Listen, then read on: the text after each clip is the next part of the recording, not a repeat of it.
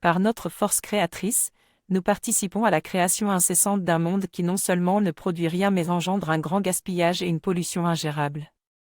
Tout ce que nous faisons ne concerne que l'éphémère, la vie mortelle, dont il ne restera pas grand-chose quand nous repartirons vers notre demeure éternelle. Seul Dieu triomphe du temps qui efface tout car c'est lui qui est, le vivant, dans tous les mondes. Tout ce que nous faisons en dehors d'une alliance avec lui n'a aucune existence réelle. C'est un peu comme une illusion qui se déroulerait dans un jeu virtuel. Si c'est l'homme mortel qui agit en toi pour faire apparaître ce qui te plaît, cela n'ira pas bien loin, car la mort apportera avec elle sa propre limite. Tu as le droit de te réjouir et d'éprouver une satisfaction personnelle à travers ce que tu réalises sur la terre, mais cela ne comblera jamais ton essence profonde.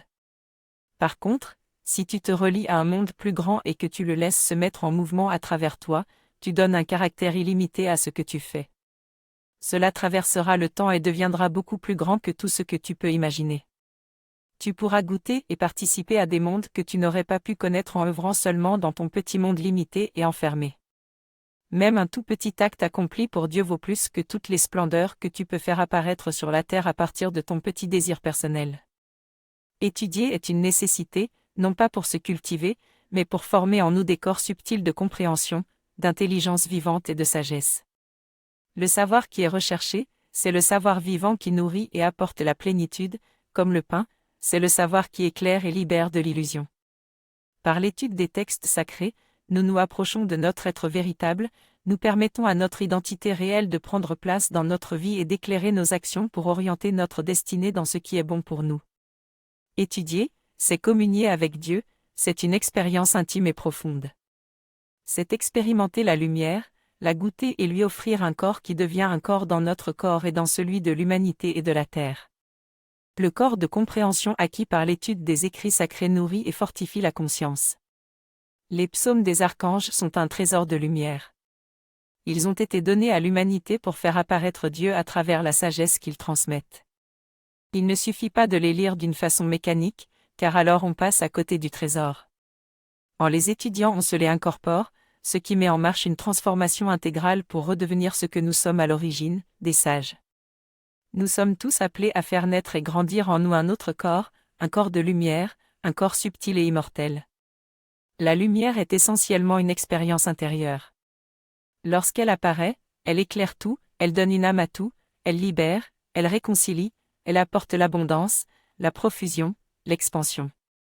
Ce corps de lumière naît progressivement à l'intérieur de celui qui se nourrit dans les mondes supérieurs, celui qui étudie en conscience les textes sacrés, qui les digère par la méditation jusqu'à les incarner ensuite dans sa vie quotidienne à travers ses paroles et son rayonnement.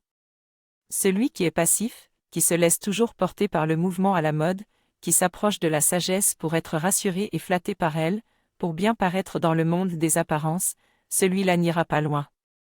Il tournera en rond en cherchant des solutions qui ne viendront pas car il aura été fécondé non pas par la lumière mais par le monde extérieur qui aura créé en lui une fausse identité qui l'empêche d'atteindre le centre de son être. Celui qui accepte de s'éveiller en étudiant la sagesse de Dieu contenue dans les écrits sacrés nourrit en lui la semence de ce nouveau corps qui doit naître dans son corps. Il sait que c'est la lumière qui guide sa vie, il est heureux, confiant et enthousiaste. Le but de la lumière est non seulement de nous éclairer mais également de nous aider à construire en nous un corps d'immortalité. Tout cela fait partie du grand plan de Dieu pour nous.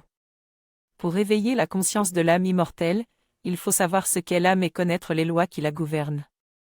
L'âme réside dans le monde des archanges. Elle est au-dessus des anges, qui en sont les gardiens. Elle est le fondamental dans la vie de l'homme, car elle est le lien avec tous les mondes, elle est cohérence et protection.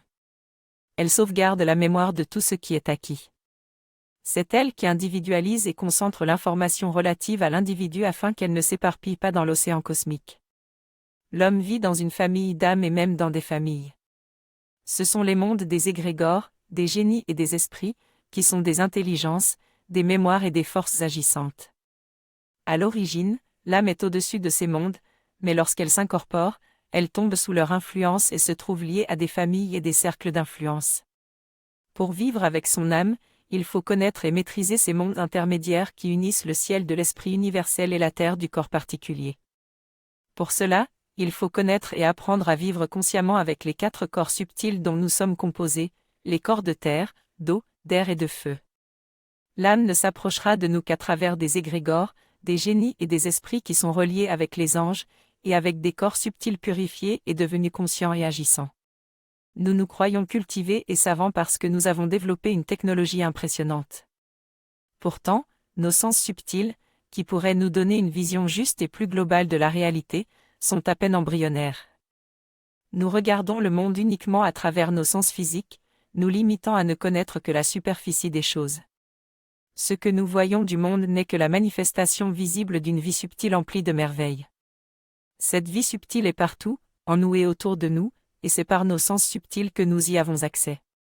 Nos sens physiques, eux, nous bombardent continuellement d'informations de toutes sortes, qui ne sont utiles qu'à notre vie mortelle. Mais ces mêmes sens physiques possèdent aussi un aspect subtil, plus délicat et qui ne se manifeste que si on se concentre intérieurement sur la subtilité qui se cache derrière les apparences grossières. Par la méditation et l'introspection, on peut développer l'aspect subtil de nos sens, par le fait même, changer notre état vibratoire. Chacun attire à lui ce avec quoi il est en affinité vibratoire. C'est une loi de l'univers. Aucun niveau vibratoire n'est condamnable en soi, il faut simplement apprendre à discerner dans quel état vibratoire on se trouve pour choisir de devenir plus éveillé et plus subtil. L'on devient alors humble en constatant à quel point notre perception de l'existence est limitée. Mais en même temps, nous entrons dans le vrai savoir, celui qui ne s'apprend pas dans les livres. L'argent est beaucoup plus vaste que ce que nous pensons. C'est avant tout un être supérieur, une intelligence en mouvement au service de Dieu, un être grand, généreux et fidèle qui, s'il est libre, libérera les mondes. Il faut bénir l'argent et en prendre soin, le libérer de l'esclavage auquel il a été réduit par la cupidité des humains. Le monde dans lequel nous vivons nous a transformés en consommateurs, nous a enlevé notre valeur intérieure, notre identité. Il nous a fait croire que nous avions besoin d'énormément de choses pour vivre. L'argent et la consommation effrénée sont devenus un culte contraire à l'intelligence la plus simple. Il est possible de vivre en accord avec l'énergie de l'argent d'une façon positive en la mettant au service de ce qui est grand et sage. Pour cela, il faut nous libérer nous-mêmes de la fausse idée de l'argent qui nous a été inculquée. C'est devenu une énergie qui éveille en nous des mondes opposés à la richesse, au partage et au soutien mutuel. Ces mondes nous relient à ce qui détruit et conduit à la ruine. Ils éveillent l'avidité et l'identification au corps mortel. La richesse est vivante, elle appartient à Dieu. Elle ne veut pas être usurpée et servir une volonté et des buts contraires à la volonté de Dieu. L'argent veut uniquement servir Dieu et se vengera de tous ceux qui l'auront utilisé à d'autres fins. Nous devons conduire l'argent vers Dieu comme la force créatrice de notre vie intérieure. Si nous libérons l'être de l'argent, nous libérerons nous-mêmes de l'enfermement dans la petitesse pour entrer dans la plénitude, la perfection et la paix. La source de l'argent authentique, c'est la lumière intérieure de Dieu en nous. Celui qui est illuminé de l'intérieur par cette force créatrice de l'argent conduit tout dans la beauté, l'intelligence, l'harmonie, jusqu'à faire apparaître Dieu. C'est une expérience intérieure concrète qui est vécue comme un état d'être, un état indescriptible qui ne peut être compris que s'il est vécu. Cette divinité qu'est l'argent aime rencontrer chez l'homme un état d'être de liberté, non pas la liberté de faire n'importe quoi, mais celle de faire apparaître une manifestation de la splendeur et de la gloire de Dieu. Quand le diapason est établi, elle amplifie et multiplie tout ce que touche l'être qui l'héberge. L'argent n'aime pas les dictateurs, qui gouvernent par la peur et des lois stériles. Il aime servir Dieu à travers la créativité et la générosité. Il aime que l'on porte en nous des projets et qu'on se sente libre de les réaliser et de les partager. Il aime ceux et celles qui sont sans peur, sans dogme, libres intérieurement, légers et déterminés. L'énergie de l'argent aime le renouveau de la vie, elle n'aime pas ce qui s'éteint. Si tu la laisses être libre dans ta vie intérieure, elle te guidera et conduira toutes tes œuvres dans l'expansion. Être en harmonie avec cette énergie, c'est avant tout une façon de percevoir, de penser, d'être et de vivre. C'est un état d'esprit. Nous sommes devenus inconscients de la valeur de la parole. Elle est devenue une distraction, un moyen de passer le temps, de combler un vide, ou pire, un instrument pour abuser les autres, pour briller, se mettre en valeur et paraître ce que l'on n'est pas. Nous avons oublié que la parole est avant tout un acte magique qui est créateur et fécondant. À travers les mots, nous pouvons rencontrer les esprits qui gouvernent et agissent derrière les apparences. Il est même possible d'agir sur ces esprits si l'on est conscient de cette science et de cette subtilité des mondes. Parler, c'est invoquer un monde, c'est le faire apparaître, le mettre en mouvement. Si par ta parole tu appelles la médisance, la nullité, c'est à ce monde que tu appartiendras et tu seras alors sur un chemin de souffrance et de destruction. Tant que tu te tiens dans le silence, tu es libre, mais dès qu'une parole est émise, le choix est fait et les mondes autour de toi commencent à s'activer pour réaliser cette parole. Il y a des paroles qui ouvrent les portes de la destinée, d'autres qui les ferment. La parole peut enfanter la lumière ou instaurer le règne du mensonge et des ténèbres. Évitons de prononcer des paroles vides de sens et d'intelligence. Que notre parole soit toujours un acte bienveillant, bienfaisant, guidé par la sagesse et conduisant vers la grandeur. Bien faire les choses, c'est faire apparaître la divinité avec ses mains, ses yeux, son être tout entier. Malheureusement, nous avons plutôt pris l'habitude de faire les choses pour nourrir notre estime personnelle et montrer aux autres de quoi nous sommes capables. Ce qui est beau et noble, c'est de prendre le temps de faire apparaître une œuvre avec toutes les vertus du cœur, de l'intelligence et de l'âme. L'être qui crée avec son âme regarde le monde avec l'œil de l'artiste. Quand il se met à l'œuvre, c'est pour révéler la beauté contenue dans la matière et en faire apparaître la perfection et la grandeur. C'est la présence de l'âme qui rend chaque chose unique. Celui qui vit avec son âme donne de l'âme à tout ce qu'il fait. Vivre avec son âme, c'est aussi prendre le temps d'être présent et conscient, de communier et de respirer avec ce que l'on fait et ce que l'on met au monde. Cela ne veut cependant pas dire de faire les choses avec lenteur, la réalisation peut être très rapide, mais la présence intime dans l'action est intense. Ne faisons pas les choses mécaniquement ou seulement pour en retirer un bénéfice superficiel. Il ne nous est pas demandé d'accomplir de grandes œuvres, juste d'agir avec noblesse et dignité, en union consciente avec notre âme, pour faire apparaître Dieu dans tout ce que nous mettons au monde. Contrairement à ce que pensent la plupart d'entre nous, les mondes supérieurs ne voient pas réellement la vie des humains, ils ne lui prêtent pas d'attention particulière. Ils savent que nous existons, tout comme nous savons qu'il y a des fourmis dans la forêt. Ce qu'ils perçoivent de nous, c'est ce que nous écrivons sur la terre, c'est la trace que nous laissons. Notre porte-parole devant les mondes supérieurs, c'est la terre. Elle est notre messagère. En dehors d'elle, nous sommes enfermés dans un monde illusoire que nous nous sommes créés. Nous imaginons le monde divin à partir des concepts que nous nous en faisons, concepts de pureté, de toute puissance, de bonté, d'amour. Là où nous croyons rencontrer Dieu, ce sont nos propres concepts que nous rencontrons. Le monde divin est au-delà de nos perceptions et de nos compréhensions. Pour cheminer vers lui, nous devons permettre à la mer de créer en nous un corps de lumière. Nos concepts nous aident à vivre, mais tant que nous ne faisons pas apparaître le monde divin dans la réalité de la terre, nous ne connaissons pas la lumière. La mer est notre trésor. Elle vit en nous et autour de nous. Reconnaissons en elle le visage de la grande sagesse, l'héritage sacré qui nous conduira, pas après pas, vers un monde supérieur réel, grâce à ce corps de sagesse immortelle parfaitement constitué qu'elle nous aura formé. La loi de cause à effet est une loi incontournable qui découle de notre fonction de co-créateur dans ce monde et dans l'autre, dans le visible et dans l'invisible. Nous créons sans cesse, que nous le voulions ou non, et c'est cela qui écrit notre destinée et celle de notre environnement, à travers le temps et l'espace. Suivant la nature de notre activité créatrice, nous pouvons nous libérer ou nous conduire nous-mêmes en esclavage. Cette loi de cause à effet agit sans arrêt sur ce que nous faisons pour nous redresser dans notre action et nous garder orientés vers la perfection de l'accomplissement de l'œuvre entreprise. Si notre activité est inconsciente et chaotique, elle engendre l'asservissement et le malheur. Par contre, si elle est consciente et en harmonie avec la volonté divine, elle nous ouvre le chemin d'une évolution heureuse et bienfaisante. La loi de cause à effet signifie que l'on récolte ce que l'on sème, mais aussi ce qu'on laisse les autres semer en nous. Par notre manque de discernement, nous ne voyons pas que des influences extérieures et négatives viennent déposer en nous des semences de leur propre monde, un peu comme le coucou qui place son œuf dans le nid d'un autre oiseau. Qu'on en soit conscient ou qu'on ait été manipulé par des influences extérieures, nous sommes responsables de tout ce que nous pensons, de tout ce que nous disons et de tout ce que nous faisons. Nous ne pouvons échapper à cette loi des conséquences. Nous vivons principalement dans 2 degrés vibratoires différents, même s'il en existe un grand nombre, et notre façon de regarder le monde dépend de la vibration sur laquelle on s'aligne. Tout passe par notre regard, par notre façon de regarder le monde.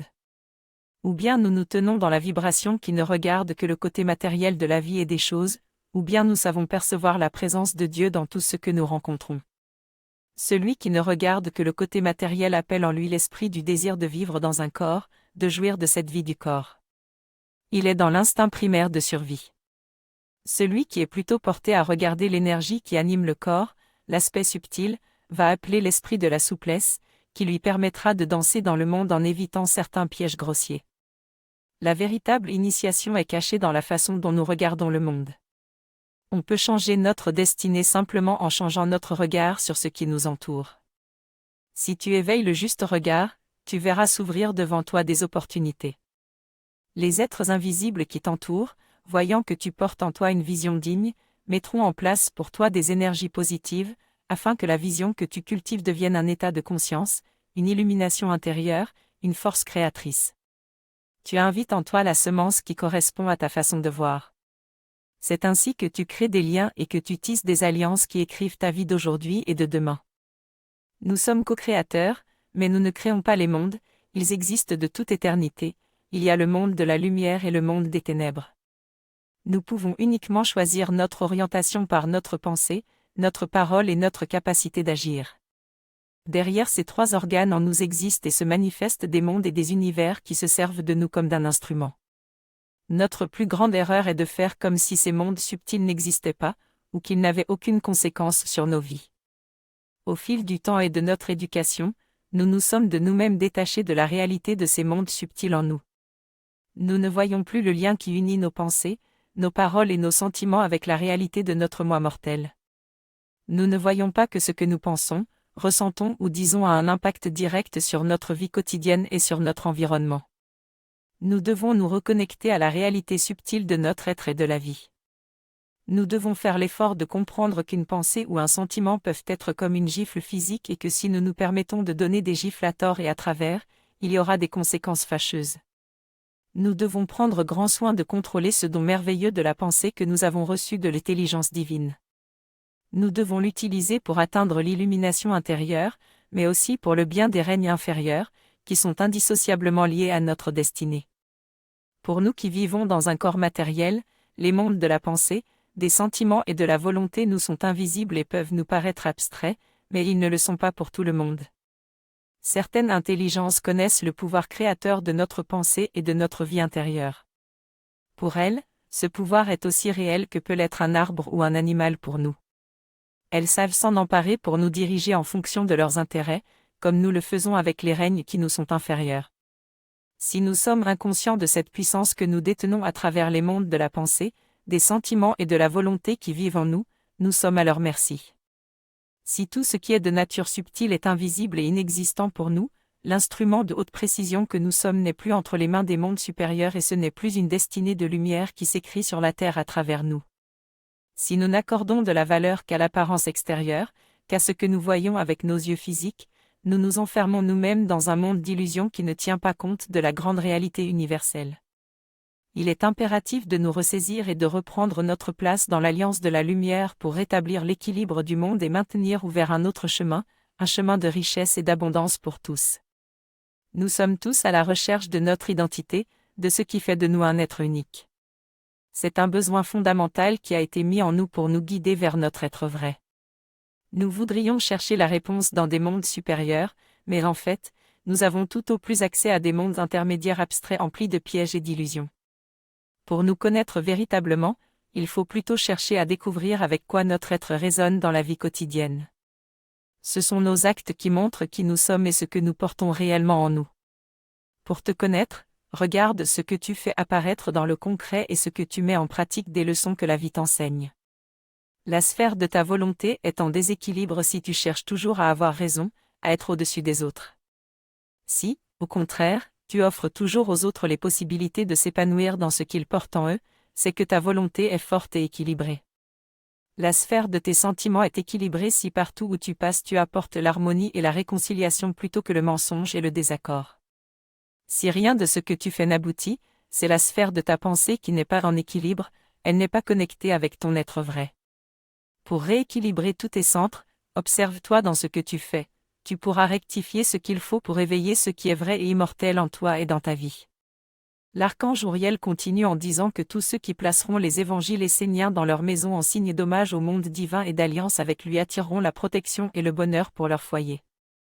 Ils pourront activer l'oracle et obtenir des réponses à leurs questions, des formules de protection et de guérison, des paroles de réconfort et d'éveil. Faire entrer les évangiles esséniens dans sa vie et dans son cœur, c'est recevoir la bénédiction des anges qui permet que soient épargnés et enlevés les problèmes et les difficultés inutiles, c'est-à-dire qui ne conduisent pas vers l'éveil et la sagesse. Les évangiles esséniens sont une œuvre puissante et authentique qui, dans la perfection de sa réalisation, pourra toucher la conscience de l'humanité et permettre qu'il soit encore possible dans le futur de vivre avec son âme. Présentement, les humains sont plutôt des girouettes qui se laissent manipuler par des forces venant d'un monde spirituel qui se joue d'eux. Plus loin, l'archange Uriel nous invite à être dans le juste discernement, à ne pas mettre de concepts sur tout mais à être simplement vrai en renforçant nos racines pour nous construire un tronc solide.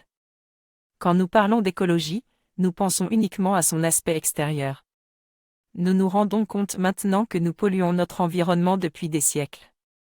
Mais bien avant que la pollution atteigne l'extérieur, elle a fait ses ravages à l'intérieur de nous. L'être humain cache ses mauvaises pensées au fond de lui comme il jette des déchets toxiques dans l'océan pour que personne ne les voie, pensant qu'ainsi ils n'existent plus. Pendant des siècles, nous avons pollué la nature en nous-mêmes et cela apparaît jusque dans la nature extérieure, qui est le reflet de ce qui vit en nous. Si dans le passé nous nous sommes laissés envahir par tout ce qui se passe à l'extérieur, nous avons maintenant le devoir de nous éveiller et de nous nettoyer, de mettre de l'ordre dans notre vie, de reprendre en main tout ce que nous avons laissé en suspens, tout ce qui n'a pas été réglé et de nous organiser pour ne plus engendrer de déchets en nous. Devenons vigilants. Apprenons à percevoir les forces qui cherchent à nous déstabiliser et à féconder notre vie intérieure. Tout ce qui arrive à l'extérieur a toujours une raison, et c'est bien souvent de nous éveiller. Si nous ne maîtrisons pas notre monde intérieur, nous sommes envahis et notre destinée s'écrit à notre insu. Si nous cherchons tant à paraître aux yeux des autres, c'est parce que nous ne connaissons pas notre identité véritable, ni notre rôle dans la grande harmonie des mondes. Nous cherchons dans les yeux des autres un reflet de nous-mêmes. Nous voulons exister à travers n'importe quel événement de peur d'être oubliés dans la grande existence universelle.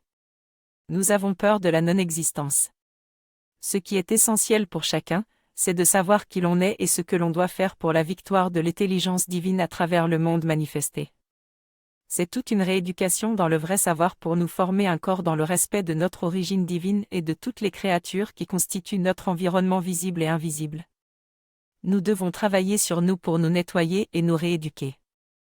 Alors nous éveillerons le rayon de notre être véritable éternel et nous pourrons marcher avec lui sur la terre en accomplissant simplement notre mission, dans l'harmonie et le respect de la dignité de chacun. Redevenons des individualités vivantes qui savent qui elles sont et ce qu'elles ont à faire pour qu'apparaisse sur la terre le chemin de la grandeur qui permet d'entrer dans l'universel. Il n'y a pas d'autre chemin que celui de l'authenticité, c'est-à-dire d'être soi-même, avec l'origine de notre âme, de notre vie intérieure et de manifester tout cela en demeurant en équilibre avec la vie extérieure. Il est important de nous identifier clairement à nos propres yeux, devant notre propre conscience, pour ensuite agir en conformité avec ce que nous sommes à l'intérieur. C'est ainsi qu'on peut se faire un corps capable d'entrer dans les mondes supérieurs.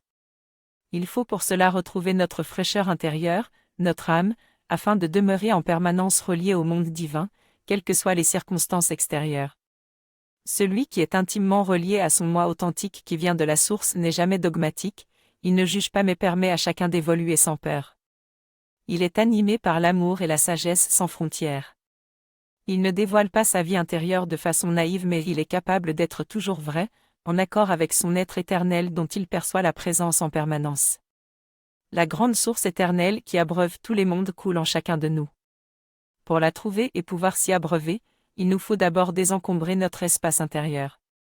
Nous aspirons tous à un monde idéal, où la sagesse, la vérité et le bonheur sont permanents. Nous avons soif d'autre chose que de notre condition humaine où les tensions sont permanentes. Nous cherchons sans cesse à nous évader dans un monde accueillant, où nous aurions toutes les conditions pour vivre notre rêve. Nous sommes dans l'illusion si nous pensons trouver la solution à notre malaise existentiel ailleurs qu'en nous-mêmes, ou d'une autre façon qu'en travaillant sur soi. On nous a fait rêver d'un Messie qui viendrait nous prendre en charge sans que nous n'ayons rien à faire. C'est là une illusion nocive qui nous maintient depuis des siècles dans l'endormissement et l'irresponsabilité. Arrêtons de rêver et éveillons-nous dans la réalité. Notre corps n'est pas notre ennemi, il est au contraire notre stabilité et notre équilibre. C'est par lui que nous pouvons savoir qui nous sommes et ce que nous pouvons devenir. C'est à l'intérieur de notre corps et de notre vie terrestre que nous devons nous éveiller. C'est en manifestant les vertus des mondes supérieurs dans notre vie, à travers l'instrument de notre corps, que nous pouvons nous approcher des mondes supérieurs où règne l'amour, la bonté, la sagesse et toutes les vertus. Il n'y a que sur Terre que nous pouvons évoluer et transformer les forces à l'œuvre vers la perfection. C'est à partir de notre corps physique et des éléments de la Terre que nous pouvons élaborer un corps nous permettant d'aller dans d'autres mondes. L'unique chemin passe par le corps et par la transformation consciente du corps.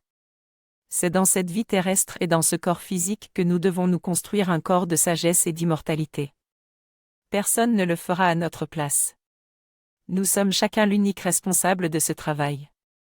Quand nous mourrons, ce n'est pas dans le monde dont nous avons rêvé que nous irons, mais dans un monde qui correspond à ce que nous sommes. Telle est la loi du diapason, nous ne pouvons pas être ni vibrer sur une fréquence différente de la nôtre, sinon nous sommes détruits. Quand nous n'aurons plus de corps, nous irons dans un monde en affinité avec celui dans lequel nous vivons sur la Terre. Si tu es là où tu es en ce moment, c'est qu'il y a une raison. Ton corps et ton environnement peuvent indiquer cette raison et le travail que tu as à faire.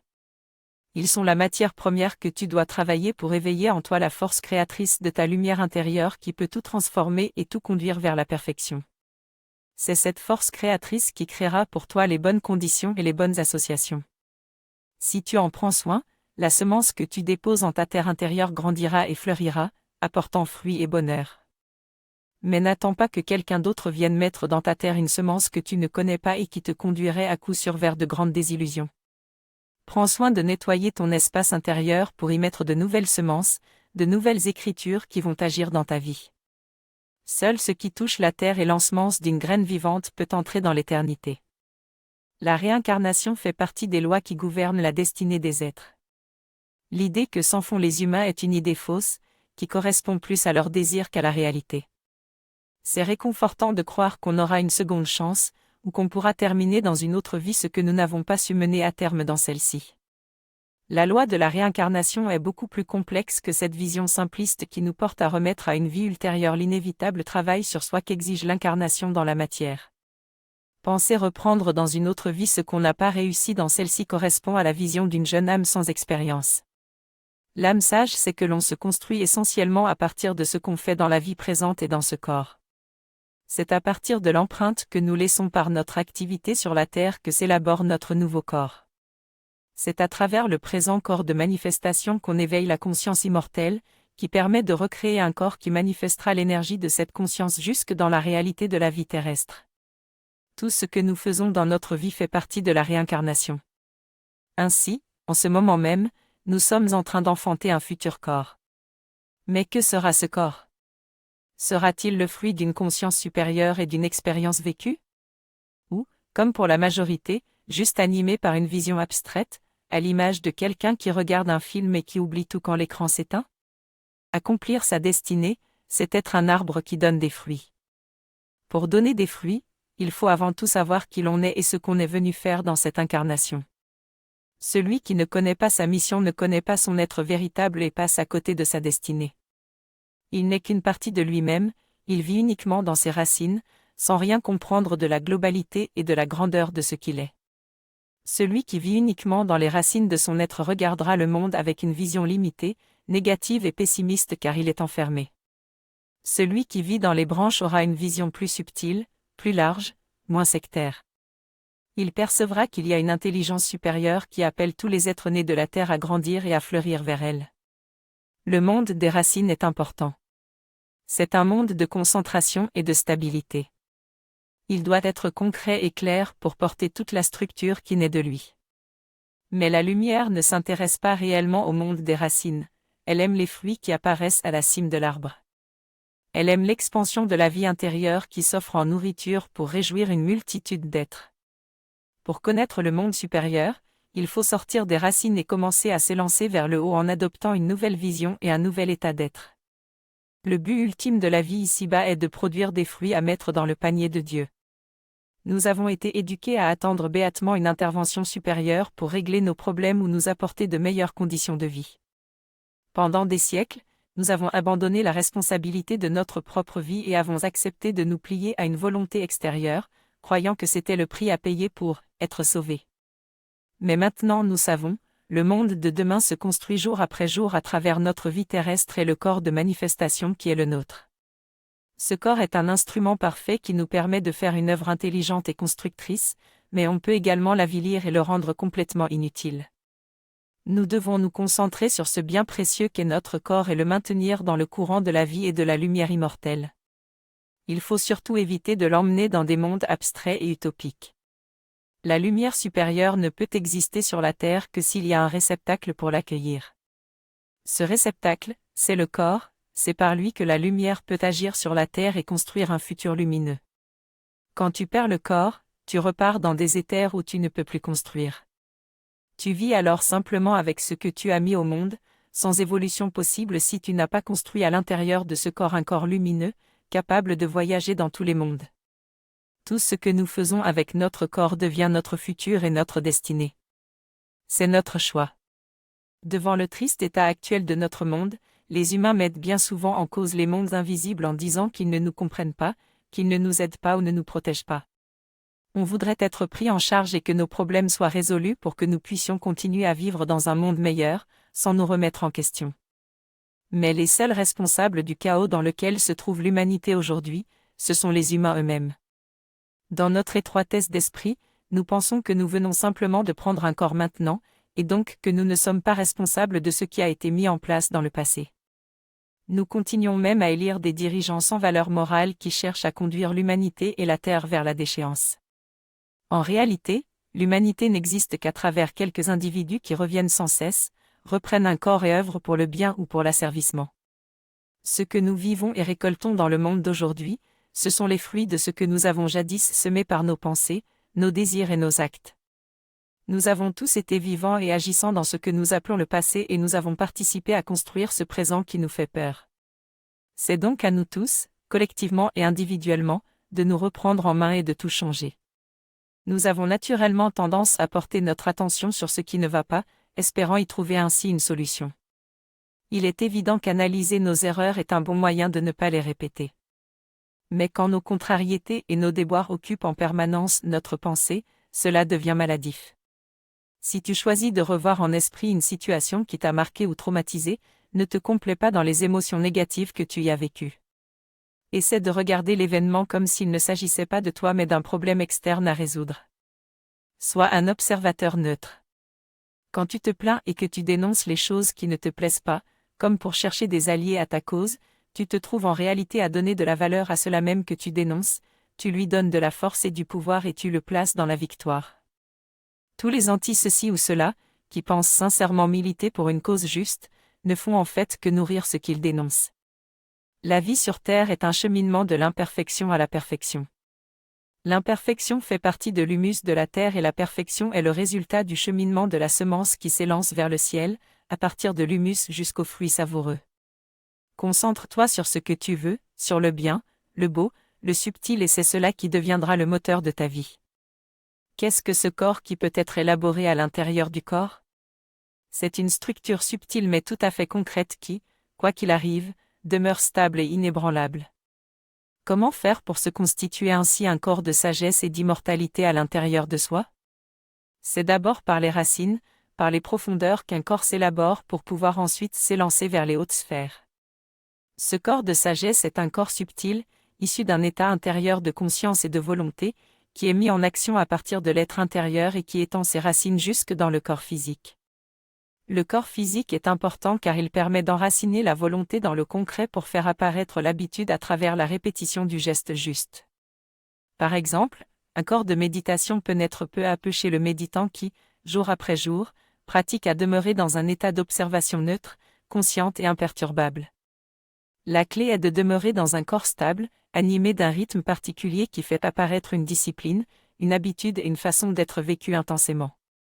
Tu dois donc être capable de te concentrer, de te discipliner et de cultiver en toi une vision particulière qui deviendra permanente en toi. Ce second corps ne se crée pas uniquement par la volonté personnelle et le travail, qui sont uniquement l'élan premier, ce sont les mondes supérieurs qui en complètent la construction en venant semer en toi des pensées nouvelles, plus grandes et plus vastes, qui renforceront ton essence intérieure.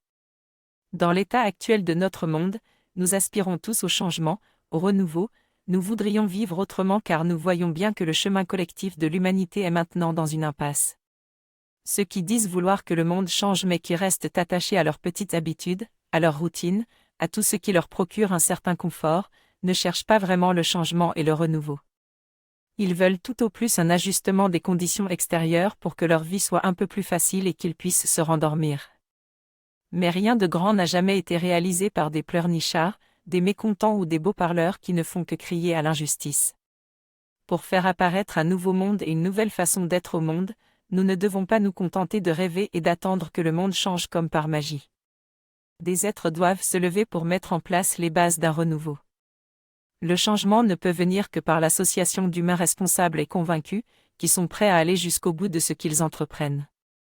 Pour qu'une nouvelle manifestation de la vie puisse prendre un corps et exister sur notre terre, il faut que des êtres humains soient là pour l'accueillir, en prendre soin, la nourrir et s'occuper d'elle. Une fois mise en action par des êtres engagés, la lumière elle-même pourra tout harmoniser, jusqu'à redresser les situations en apparence désespérées. Gérer notre existence, c'est à la fois gérer nos ressources et nos déchets. C'est savoir tenir la comptabilité des entrées et des sorties, de ce que nous consommons et de ce que nous rejetons, en évitant le gaspillage. Nos ressources, ce sont nos organes subtils, notre pensée, notre parole, nos sentiments, notre volonté. Si nous les utilisons d'une façon inconsciente, en dilapidant notre énergie pour répondre à des excitations extérieures, nous enfantons des déchets. Ces déchets vivent autour de nous et invitent des mondes en correspondance à venir les renforcer. Regarde en toi et écoute le silence empli de Dieu, tu t'apercevras qu'en fait, tu cherches juste à te sentir vivant et que toute ton agitation n'est qu'une grande illusion qui n'enfante rien. Tu donnes de la consistance à des êtres et des mondes qui normalement n'en ont pas et qui abusent de toi pour exister à tes dépens. Nos organes sont doués d'une puissance magique naturelle, c'est à nous de savoir quel monde nous voulons honorer et soutenir. N'acceptons pas de vivre pour ce qui n'a pas de valeur et prenons-nous en main afin de tout conduire vers la sagesse, la richesse, la perfection et l'immortalité. Si nous utilisons notre pensée, notre parole, notre cœur et notre volonté pour nourrir les mondes de la lumière, nous leur permettons d'acquérir un rayonnement plus intense dans notre monde, créant ainsi pour nous-mêmes et l'humanité un futur de bonheur et de prospérité. Nos yeux sont le miroir de notre âme, ils sont également la fenêtre par où notre âme peut regarder le monde. Mais ils sont aussi la porte par où peuvent entrer toutes les influences, bonnes ou mauvaises, qui contribuent à faire de nous ce que nous sommes.